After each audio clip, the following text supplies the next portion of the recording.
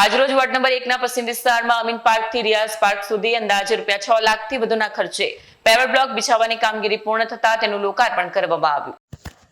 ભરૂચના ward number 1 પશ્ચિમ વિસ્તારમાં અમીન પાર્ક થી રિયાઝ પાર્ક સુધી ₹6 લાખથી વધુના ખર્ચે પેવર બ્લોક બિછાવવાની કામગીરી પૂર્ણ થઈ અને તેનું લોકાર્પણ આજરોજ કરવામાં આવ્યું। આ વિકાસ કાર્ય દ્વારા વિસ્તારના રહેવાસીઓને સુગમ આવન જાવનની સુવિધા મળશે। લોકાર્પણ કાર્યક્રમમાં ભરૂચ કોંગ્રેસ શહેર પ્રમુખ સલીમ અમદાવાદી, સામાજિક કાર્યકર્તા અબ્દુલભાઈ કામઠી, જાવેદભાઈ જુબેરભાઈ, ઇરફાનભાઈ બોક્સર તેમજ વિવિધ સોસાયટીઓના પ્રમુખો અને આગેવાનો ઉપસ્થિત રહ્યા હતા।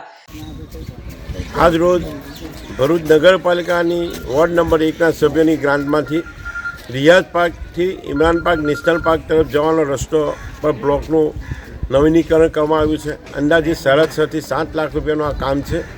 એમાં દિવાલ ટુ દિવાલ જે રીતે બ્લોક બનાવવામાં આવ્યો છે, સુંદર કામ થયું છે।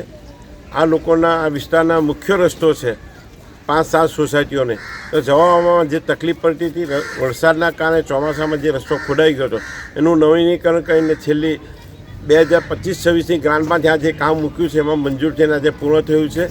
ફરીથી નગરપાલિકાનો તમામ લોકોનો આપણે આભાર માનીએ છીએ કે આમાં સાથ સહકાર આપ્યો। નગરપાલિકાના પદાધિકારી, અધિકારીઓ અને તમામ સભ્યશ્રીનો આભાર કે આ કામમાં મદદ કરીને આ વિસ્તારના કામોમાં માટે આ રીતે મદદ કરતા રહેશે અને આ વિસ્તારનો વિકાસ થશે એવી આપણે આશા રાખીએ છીએ। ફરીથી આ તમામ વિસ્તારના લોકોનો આજે આ જે તકે હાજરી તે બદલ તમામ લોકોનો આભાર। વિડીયો જર્નાલિસ્ટ વિરેન્દ્ર પાટીલ સાથે સત્યા ટીવી ન્યૂઝ ભરૂચ।